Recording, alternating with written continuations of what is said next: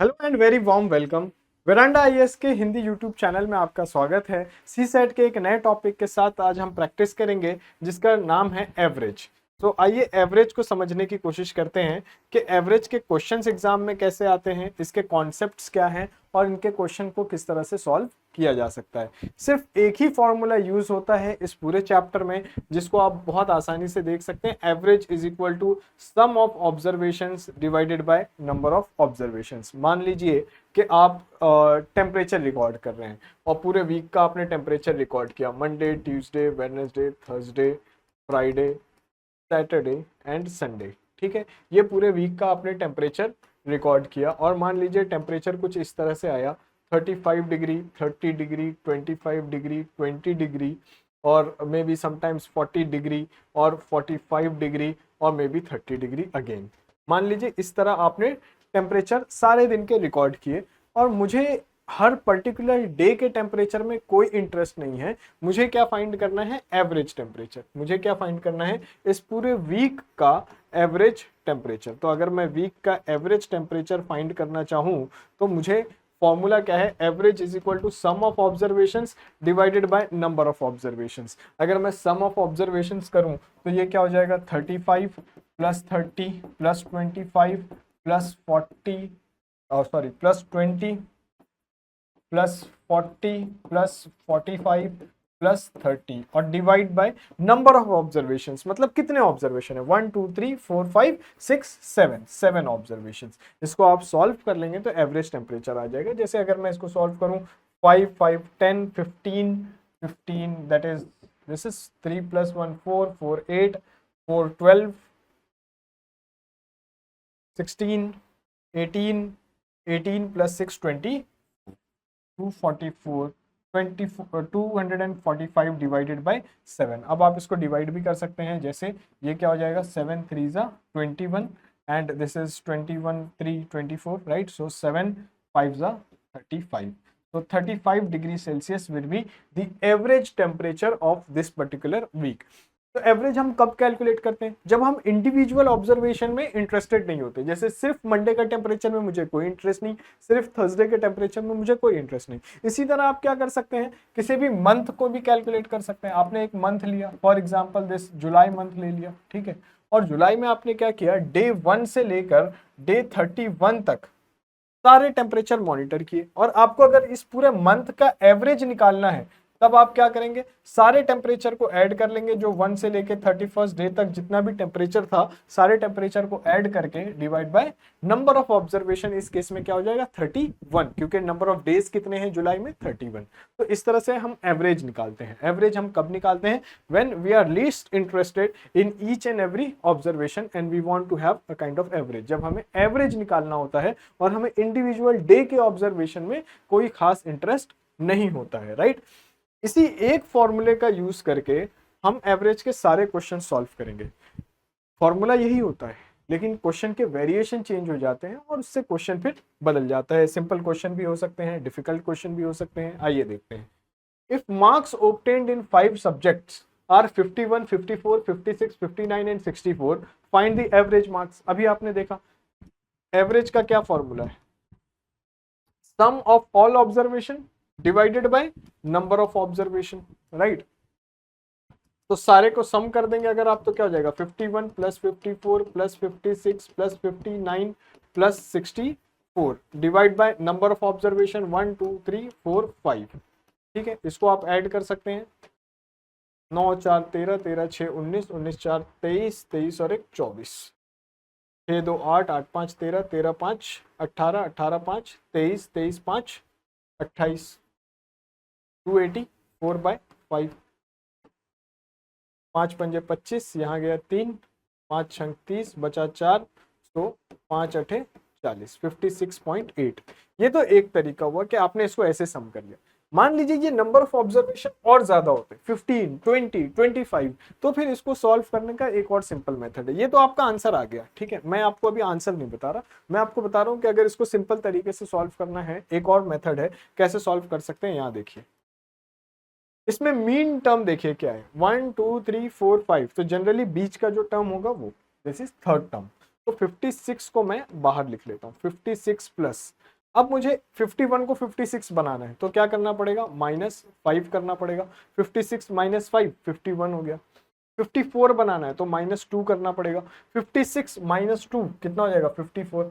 56 तो मैंने कॉमन ले लिया है तो मुझे कोई एडिशन सब्ट्रैक्शन करने की जरूरत नहीं है, +0। 59, 56 को 59 बनाने के लिए 3 ऐड करना पड़ेगा और 56 को 64 बनाने के लिए क्या करना पड़ेगा, 8 ऐड करना पड़ेगा, तब ये 64 हो जाएगा, right. Divided by number of observation is 5। अब मैं इसको ऐसे लिख सकता हूँ ना, 56 प्लस 5 -5 -2 -7, 8 -7 क्या हो जाएगा, 1, 1 + 3 4, 4 डिवाइडेड बाय 5। इसको मैं कैसे लिख सकता हूँ, 56 प्लस 4 डिवाइडेड बाय 5 मतलब 0.8, 5 का 5, 5 8 40, 0.8 हो गया, है ना। इसको मैं क्या लिख सकता हूँ, 56.8। तो विदाउट ये टर्म इतना एडिशन करके और इस टर्म तक पहुंचने से बेटर ये है कि मैं इस तरह से भी इसको सॉल्व कर सकता हूं, राइट। सो ये दो मेथड हमने देख लिए, ये 56.8 56.8, answer remain the same, right. ये फर्स्ट क्वेश्चन है। आइए सेकंड क्वेश्चन देखते हैं। The average of 4 consecutive even number is 27, what is the highest of these 4 numbers. यहां पर ध्यान आपको यह देना है कि 4 कॉन्जिक्यूटिव इवन नंबर्स है। अगर मैं बेसिक फर्स्ट स्टार्ट करूं इवन नंबर से तो पहला इवन नंबर क्या है, 2। उसके बाद का इवन नंबर क्या होगा, 4। उसके बाद का इवन नंबर क्या होगा, 6। उसके बाद का इवन नंबर क्या होगा, 8। ये हो गए हमारे 4 कॉन्जिक्यूटिव इवन नंबर्स। लेकिन जरूरी तो नहीं है कि ये यही वाले इवन नंबर हो, क्योंकि अगर हम इसको ऐड करें तो ये क्या हो जाएगा, 4 + 2 6, 6 + 6 12, 12 + 8 20। लेकिन ये क्या बोल रहा है, नंबर क्या है, 27। अब इसके दो तरीके हैं, एक तो सिंपल क्या है, ये एवरेज है, the average of 4 consecutive even number is 27। तो ये तो सम आ रहा है ना 20, हमें क्या चाहिए, एवरेज चाहिए 27। तो it is very difficult to guess randomly. तो हम क्या करेंगे, मान लीजिए एक कॉन्जिक्यूटिव एक इवन नंबर को हमने फर्स्ट जो इवन नंबर है उसको x एज्यूम कर लिया, तो बहुत आसान है। ये वाला नंबर क्या हो जाएगा, x + 2। ये वाला नंबर क्या हो जाएगा, x + 4। और ये वाला नंबर क्या हो जाएगा, x + 6। देखिए अगर पहला नंबर x है तो दूसरा x + 2 हो गया, और फिर x + 4, फिर x + 6, क्योंकि अगर x + 1 करेंगे तो ऑड नंबर मिल जाएगा। हमें क्या चाहिए, इवन नंबर। अब ये 4 कॉन्जिक्यूटिव भी हो गए, x + 2 x + 4 एंड x + 6। ये क्या है, 4 कॉन्जिक्यूटिव इवन नंबर्स हैं। इसका एवरेज दिया हुआ है 27, मतलब सारे नंबर को क्या करना है, ऐड करना है, x + 2 x + 4 और x + 6। ये सारे नंबर को मैंने ऐड कर दिया और डिवाइड किससे करना है, टू बी डिवाइडेड बाय जितने ऑब्जर्वेशन है 1 2 3 4, तो 4 नंबर्स 4 से डिवाइड कर दिया। और ये एवरेज मुझे कितना मिलेगा, 27। ये एवरेज मुझे दिया हुआ है, मुझे पूछा क्या है, what is the highest of the 4 number. Highest of the 4 number क्या होगा, x + 6। मुझे x + 6 फाइंड करना है, पहले मैं x फाइंड कर लेता हूँ। देखिए x + x 2x, 2x + x 3x, 3x + x 4x, 4x plus, यहाँ देखिए ये 2 है, 2 + 4 6, 6 + 6 12, 12 divided by 4 is equal to 27। ये 4 को मैं यहाँ ले जा सकता हूँ, ये क्या हो जाएगा, 4x + 12 इज इक्वल टू 4 7 जा 4 7 28, 4 दूनी 8 2 10, 102। अब ये क्या हो गया, 4x is equal to 108 minus 12, ये 12 इधर आ गया है ना। 4x इज इक्वल टू ये क्या हो जाएगा, 12 माइनस करेंगे, 2 गया 6 और ये 10 में से, तो x की वैल्यू आपको यहां से क्या मिल जाती है, 4 2 8 और 9 4 4 16। x इज इक्वल टू 24 मिल गया। x इज इक्वल टू 24 मिला, यानी कि क्या, पहला नंबर क्या है 24, तो दूसरा नंबर क्या होगा 26, क्योंकि नेक्स्ट कॉन्जिक्यूटिव नंबर होगा। 4 कॉन्जिक्यूटिव इवन नंबर्स हैं, तो 24 के बाद 26, 26 के बाद 28, 28 के बाद 30। 4 कॉन्जिक्यूटिव इवन नंबर थे। आपसे क्या पूछा है, what is the highest of this 4 number, highest is 30, highest number is equal to 30। ये हो गया आपका आंसर। अगर आपको कैलकुलेट करके देखना है कि आपको ये जो नंबर मिला ये सही मिला या नहीं, तो आप देख सकते हैं 24 + 26 50, 50 + 28, 50 + 28 that is 78, 78 + 30 108, 108 डिवाइड बाय 4, 4 2 8 4 7 28, यही दिया है आपको। एवरेज कितना है 27, ये आ गया आंसर, राइट। तो इस तरह क्वेश्चन आप इसको सॉल्व कर सकते हैं। फॉर्मूला सिर्फ एक ही यूज होगा, ये sum of all observation divided by number of observation, that is the average, क्योंकि एवरेज का फॉर्मूला ही एक है। ये क्वेश्चन देखते हैं। The average of 30 players in a group is 14 years.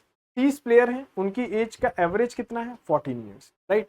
If the age of coach is also included then the average age becomes 15 years. अब पहले एवरेज एज कितनी है 14 ईयर्स, अगर कोच की एज को भी इंक्लूड कर लिया जाए तो फिर कितनी हो जाएगी 15 ईयर्स। अब देखिए इसको सॉल्व करना बहुत आसान होता है, कैसे करना है। अभी आपने देखा एवरेज क्या होता है, एवरेज होता है sum divided by number of observations, right. इसका मतलब मैं ऐसे भी तो लिख सकता हूं, sum is equal to average into number of observations,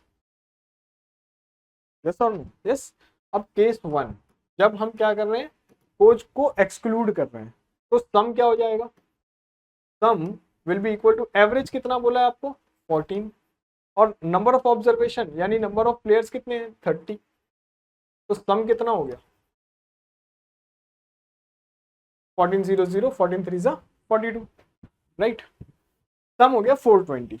case 2, जब कोच को भी आपने इंक्लूड कर लिया, case 2 when coach included, when coach is included, जब कोच को इंक्लूड कर रहे हैं तो नंबर ऑफ ऑब्जर्वेशन कितने, एक तो एवरेज हो गया 15, तो एवरेज हो गया कितना 15, सम इज इक्वल टू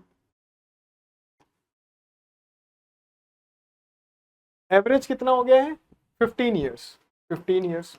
और अब नंबर ऑफ ऑब्जर्वेशन कितने, स्टूडेंट्स कितने थे 30, लेकिन अब कोच को इंक्लूड कर दिया तो नंबर ऑफ पीपल कितने हो गए 31, तो 15 इंटू 31, यहाँ पे सम क्या आ जाएगा आपका 15 1 15, 15 3 45, 46, 465।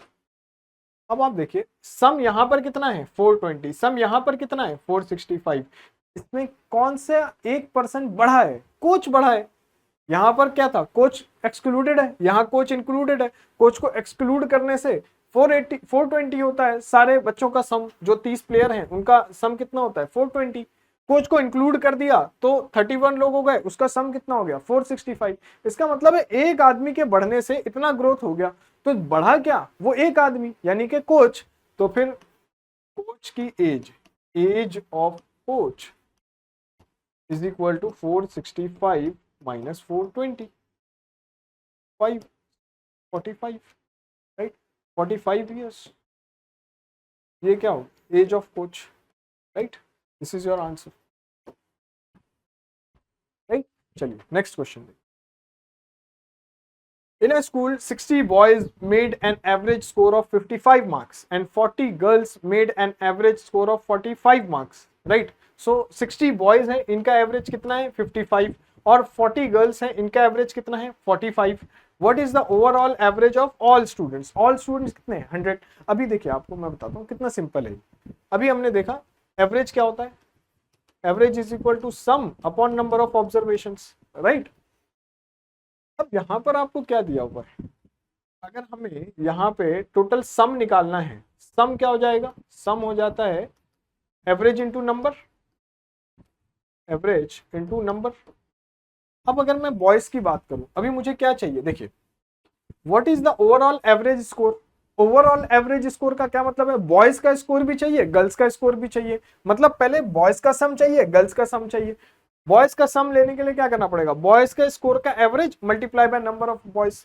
तो मुझे फाइंड तो टोटल एवरेज करना है, right, overall average, overall average. Overall average मैं कैसे फाइंड कर सकता हूँ, बॉयज का एवरेज उसका सम, गर्ल्स का एवरेज उसका सम, और फिर divided by total number of students. मतलब अगर मैं बॉयज की बात करूं तो सम के लिए मुझे क्या करना पड़ेगा, average score multiply by number, average score कितना है 55 मल्टीप्लाई बाय नंबर कितना है 60 बॉयज, और गर्ल्स का भी तो ऐड करना पड़ेगा, तो एवरेज स्कोर कितना है गर्ल्स का 45, और टोटल गर्ल्स कितने हैं 40, तो टोटल स्टूडेंट कितने हैं, क्योंकि ओवरऑल एवरेज मतलब ओवरऑल स्टूडेंट, तो 60 बॉयज हैं 40 गर्ल्स हैं, तो टोटल स्टूडेंट्स 100 हो गए। राइट। अब मैं इसको सॉल्व कर लेता हूँ। 6 5 30, 6 5 30, 33, दिस इज 3300 प्लस 45 0 40 0 45 4 जा 180, 45 4 90, 90 का डबल कर देंगे 180, 1800 हो गया डिवाइडेड बाय 100। तो सॉल्व कर लेंगे आप। 0 0 0 0 0 0 8 3 11 5 50 100 डिवाइडेड बाय 100, ये 20 कैंसिल हो गया। ओवरऑल एवरेज कितना आ गया 51। ओवरऑल एवरेज कितना आ गया 51। तो इसमें फॉर्मूला ये एक ही है, average is equal to sum divided by number of observation. ये एक ही फॉर्मूले का यूज करके ये इस तरह से हमने इस क्वेश्चन को सॉल्व कर लिया है, राइट। एवरेज स्कोर कितना आ गया है 51। 100 स्टूडेंट्स का एवरेज स्कोर कितना आ गया 51। आइए next question. The average rainfall of Sunday Monday and Tuesday is 12 centimetre. तो 3 दिन का आपको क्या दिया हुआ है एवरेज रेनफॉल। अगर मुझे एवरेज रेनफॉल दिया है किसका, संडे मंडे एंड ट्यूसडे। अब ये मुझे एवरेज दिया है ना, एवरेज दिया है मतलब क्या, डिवाइड बाय 3। एवरेज दिया है यानी divide by 3 is equal to कितना है 12 सेंटीमीटर। This is 12, right. हालांकि एवरेज जो है ठीक है, चलिए देखते हैं आगे।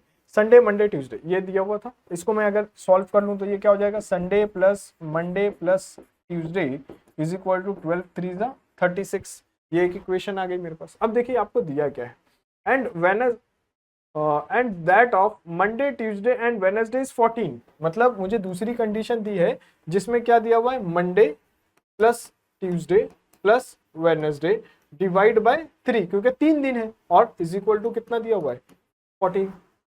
If the rainfall of Sunday is 9 centimetre, ध्यान से देखिए यहाँ संडे आपको 9 दिया हुआ है, तो ये क्या हो जाएगा 9 plus Monday plus Tuesday is equal to 36। तो यहां से आपको मंडे प्लस ट्यूसडे की वैल्यू मिल जाएगी, मंडे प्लस ट्यूसडे। ये 9 को आप इस तरफ ले आएंगे, 36 माइनस 9 कितना हो जाएगा 27। ये आपको एक वैल्यू मिल गई है, Monday plus Tuesday is equal to 27। अब इसको सॉल्व कर लीजिए, ये क्या मिल जाएगा, Monday plus Tuesday plus Wednesday is equal to 14 into 3। अब ये देखिए मंडे प्लस ट्यूसडे मिला हुआ है कि नहीं आपको, Monday plus Tuesday is equal to 27, इसमें पुट कर देंगे 27 plus Wednesday is equal to 14 3 जा 42, right.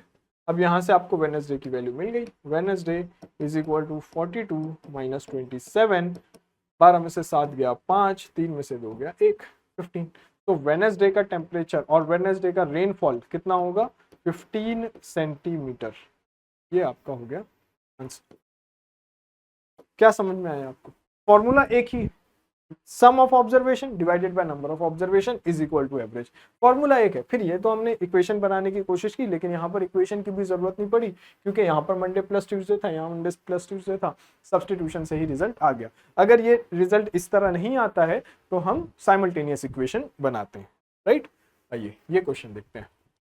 The mean temperature from Monday to Wednesday is 41 degree Celsius. अब ये क्वेश्चन देखिए आप, मीन टेम्परेचर लेना है कहां से, मंडे से वेडनेसडे का, मतलब मंडे ट्यूसडे वेडनेसडे, 3 दिन है तो डिवाइड बाय 3। कितना दिया हुआ है एवरेज टेम्परेचर 41।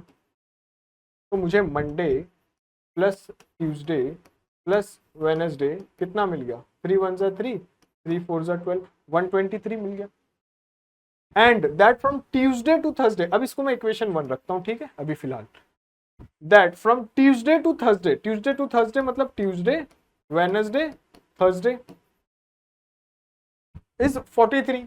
अब ये एवरेज दिया हुआ ना 43, तो इसको divide by 3 is equal to 43। तो मुझे क्या मिल जाएगा, Tuesday plus Wednesday plus Thursday is equal to 3 3 जा 9, 3 4 जा 12, 129। अब देखिए आपको दिया क्या है, if the temperature on Thursday is 15% higher than that of Monday, what is the temperature on Thursday? आपको कंपैरिजन दिया है थर्सडे का टेम्परेचर का विथ मंडे के टेम्परेचर से, थर्सडे और मंडे के टेम्परेचर का कंपैरिजन दिया हुआ है, मतलब आपको मंडे और थर्सडे के बीच में पहले रिलेशन फाइंड करना होगा। अब ये दो इक्वेशन तो है मेरे पास, है ना। मैं क्या कर सकता हूं, इक्वेशन 2 में से subtract equation 1 from इक्वेशन 2। तो ये तो इक्वेशन 2 है, इक्वेशन 1 ये है, तो इक्वेशन 1 को मैं कैसे लिखूंगा, Monday plus Tuesday plus Wednesday is equal to 123। और चूंकि हम सब्ट्रैक्ट कर रहे हैं तो साइन क्या होगा, चेंज हो जाएगा, प्लस का माइनस, ये माइनस, ये माइनस, ये माइनस, ये माइनस, राइट। अब देखिए ट्यूसडे ट्यूसडे कैंसिल हो जाएगा, वेनसडे वेनसडे कैंसिल हो जाएगा, बचा क्या, ये थर्सडे माइनस ये Monday is equal to 129 minus 123 कितना हो जाएगा, 6। अब ध्यान दीजिए ये क्या मिला है आपको, Thursday minus Monday is equal to 6, this is absolute value. लेकिन यहां पर आपको क्या बोला है, थर्सडे का टेम्परेचर मंडे के टेम्परेचर से 15% हायर है। यानी अगर मैं मंडे के टेम्परेचर को मंडे के टेम्परेचर को अज्यूम करूं 100 राइट, टेम्परेचर ही है ना, 100 अज्यूम कर लिया, तो फिर मुझे थर्सडे का टेम्परेचर कितना मिल जाएगा, थर्सडे इज 15% हायर, यानी कि थर्सडे कितना मिल जाएगा, 115 डिग्री सेल्सियस, 15 डिग्री से और बढ़ गया, 15% से बढ़ गया, 100 का 15% 15 होता है, तो ये 115 आ गया, राइट। अब ये देखिए आप यहां पर डिफरेंस कितना है, 15 डिग्री सेल्सियस, ये 15% हायर है। मतलब जब मैं एब्सोल्यूट टर्म में बात कर रहा हूं थर्सडे और मंडे में, थर्सडे और मंडे में जब मैं एब्सोल्यूट टर्म में बात कर रहा हूं तो 6 है डिफरेंस, और परसेंटेज के टर्म में बात कर रहा हूं तो डिफरेंस कितना है, 15%। इसका मतलब ये है कि अगर 15% बराबर है 6 के इन एब्सोल्यूट टर्म, ये 15% और ये 6 बराबर है, ये इन टर्म्स ऑफ परसेंटेज है, ये एब्सोल्यूट नंबर है। तो मुझे क्या फाइंड करना है, what is the temperature on Thursday, मतलब मुझे फाइंड करना है 115% कितना होगा, कितना होगा, तो मैं x इसको क्रॉस मल्टीप्लीकेशन से फाइंड कर लेता हूं, ये मान लीजिए x है, तो x क्या हो जाएगा, x is equal to 115 into 6 divided by 15, right. 3 2 जा 6, 3 5 जा 15, 5 2 जा 10, 5 3 जा 15, ये कितना हो जाएगा, x is equal to, therefore x is equal to 2 3 जा 6, 2 2 जा 4, 46। तो थर्सडे का टेम्परेचर कितना आ गया, what is the temperature on Thursday, कितना आ गया, 46 डिग्री सेल्सियस, ये हो गया आपका आंसर, राइट। तो फॉर्मूला एक ही था, लेकिन क्या है कि आपको किस तरह से सॉल्व करना है वो टेक्निक आपको लगानी है, बाकी फॉर्मूला इसमें सब जगह सिर्फ एक ही फॉर्मूला यूज होगा, average is equal to sum of all observation divided by number of observation, right. Next question, the average age of couple married 6 years ago was 23 years old। 6 साल पहले की बात कर रहे हैं, ठीक है। कपल मतलब हस्बैंड एंड वाइफ ले लेते हैं, हस्बैंड एंड वाइफ, तो 6 साल पहले की बात है ना, तो हस्बैंड में से भी कितना होगा, 6 माइनस होगा, और वाइफ में से भी कितना होगा, 6 माइनस होगा, ये दोनों में से 6 माइनस हो गया, नंबर ऑफ ऑब्जर्वेशन कितना है 2, और एवरेज कितना है 23, ठीक है। यहां से आपको क्या मिल जाएगा, husband minus 6 plus wife minus 6 is equal to 2 3 जा 6, 2 2 जा 4, यानी कि husband plus wife is equal to 46, और माइनस 6 माइनस 12 होगा, इधर जाके प्लस 12 हो जाएगा, कितना हो जाएगा, 6 प्लस 2 8 और 4 प्लस 1 5, ये 58 आ गया। ये क्या आ गया, हस्बैंड एंड वाइफ की कंबाइंड एज आ गई। अब ये तो हस्बैंड प्लस वाइफ की कंबाइंड एज प्रेजेंट की आ गई ना, क्योंकि 6 साल पहले तो h माइनस 6 होगा, ये w माइनस 6 होगा, राइट। अब आपको आगे क्या दिया, the present average age of husband wife and child is 20 years. 3 लोग आ गए, husband wife and child, present है इसलिए हम कोई भी प्लस माइनस नहीं कर रहे उसमें, और ये एवरेज है मतलब divide by 3 is equal to 20, मतलब husband plus wife plus child आपको कितना मिल गया 60, और यहाँ अभी हस्बैंड प्लस वाइफ 58 मिला हुआ है, so 58 plus C is equal to 60, यानी कि सी इज इक्वल टू 2 मिल गया, यानी सी इज इक्वल टू 2, मतलब चाइल्ड की एज कितनी है 2 ईयर्स। लेकिन आपसे चाइल्ड की एज पूछा है क्या, child's age is equal to 2 years, लेकिन आपसे क्या पूछा है, how many years after the marriage the child was born. 6 साल पहले शादी हुई है और चाइल्ड की एज कितनी है 2 ईयर्स है, तो फिर 4 ईयर्स आफ्टर मैरिज चाइल्ड की बर्थ हुई है ना, 4 years after marriage the child was born, right. I hope आपको ये क्वेश्चन समझ में आ गया है। ये आपका आंसर है 4 years, right. This is your answer for this particular question. आइए एक और क्वेश्चन सॉल्व करते हैं। 3 years ago the age of 5 members of the family was 17 years। तो ये 3 साल पहले की बात है, 5 मेंबर्स हैं फैमिली में, तो हम क्या करते हैं, सम निकाल लेते हैं। सिंपल सम कैसे निकालेंगे आप, sum is equal to average जो दिया हुआ है 17 और टोटल लोग कितने हैं फैमिली में, 5 है ना, ये कितना हो गया 85, ये टोटल सम आ गया। अब baby having been born in the family, अब जैसे ही एक बेबी बॉर्न हुआ, ये नंबर ऑफ फैमिली मेंबर क्या हो गया 6 हो गया। The average of the family remains the same even today. तो बेबी के बॉर्न होने के बाद भी ये मान लीजिए सम 1 है जब बेबी नहीं है, और after baby has born, after baby, after the birth of baby, sum क्या हो जाएगा, सम 2, मान लीजिए इसको सम 2 लिख रहा हूं मैं, second sum 2 is equal to average remains the same, लेकिन अब क्या हो गया है, फैमिली मेंबर 6 हो गए हैं, 5 से 6 हो गए हैं, तो ये क्या हो गया 102। अब ये 102 है, ये 85 है, राइट। तो डिफरेंस कितने का हुआ, डिफरेंस 17 ईयर्स का हो गया। S2 minus S1 is equal to 102 minus 85 is equal to 17, 17 साल का फर्क हुआ। अब देखिए बात क्या कर रहे हो आप, कि पहले 5 मेंबर थे, अब 6 मेंबर हो गए, ये 3 साल पहले की बात है। मतलब मान लीजिए ये 5 फैमिली मेंबर है, ABCDE, ये 5 फैमिली मेंबर्स हैं, ठीक है।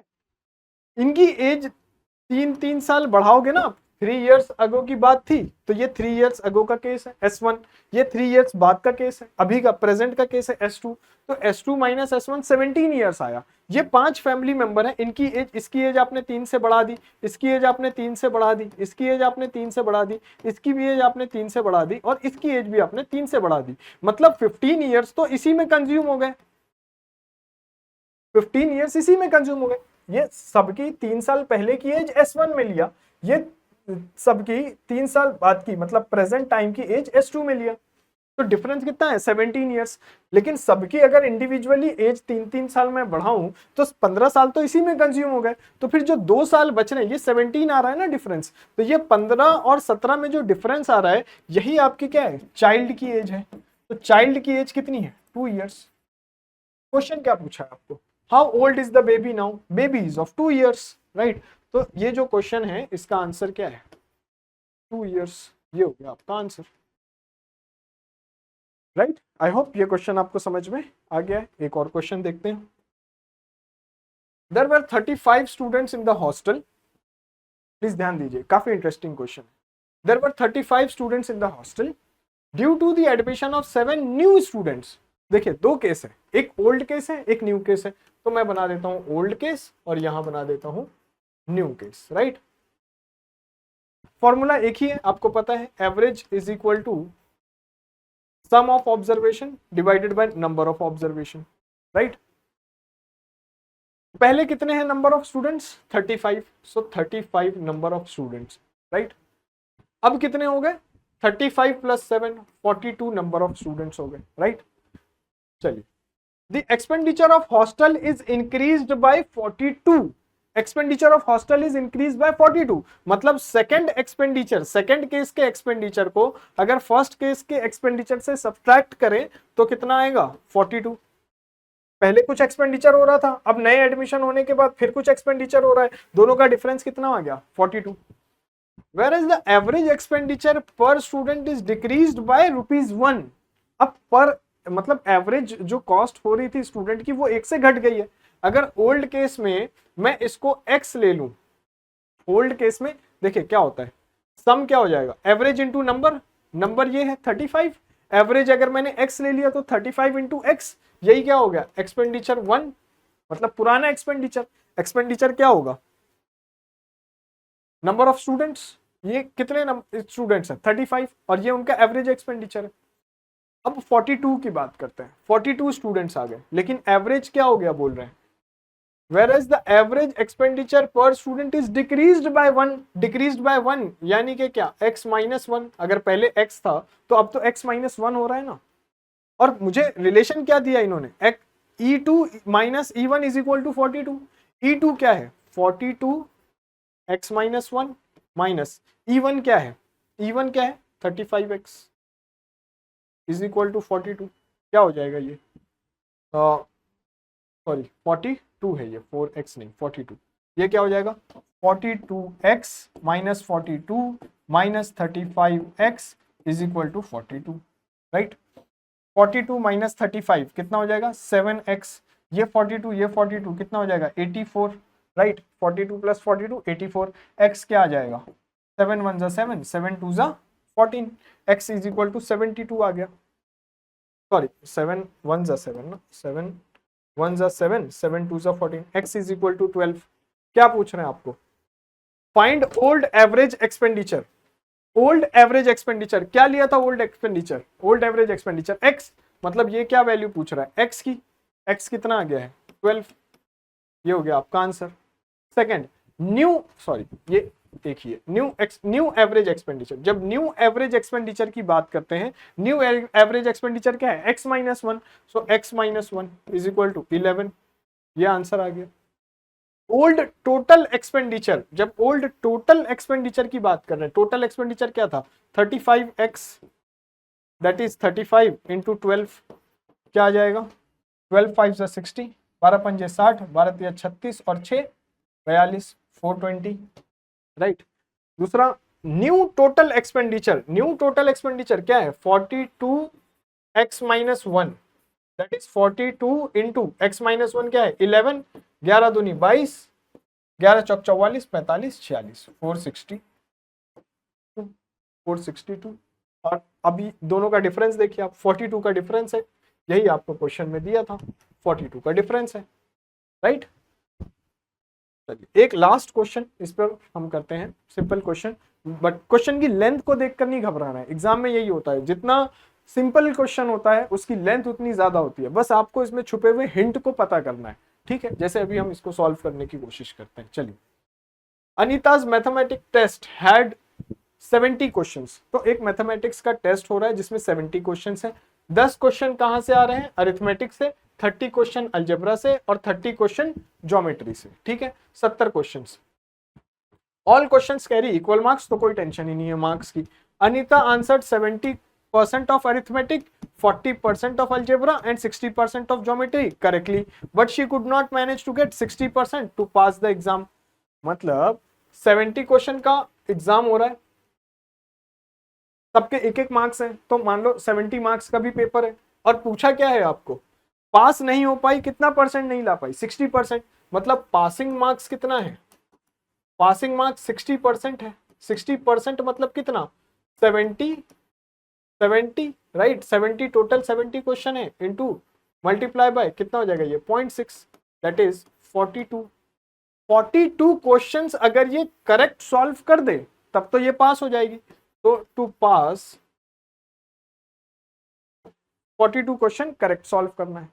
अब अनीता ने किया क्या, आओ अनीता का परफॉर्मेंस चेक करें, क्या किया है इन्होंने,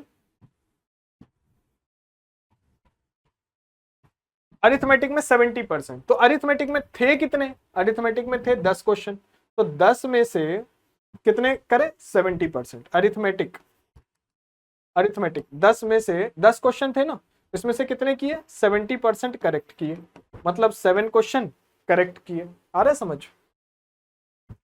अलजेब्रा के आए कितने क्वेश्चन है 30, इन्होंने किए कितने हैं 40% ऑफ अलजेब्रा, 40%, तो 30 का 40% कितना हो 12।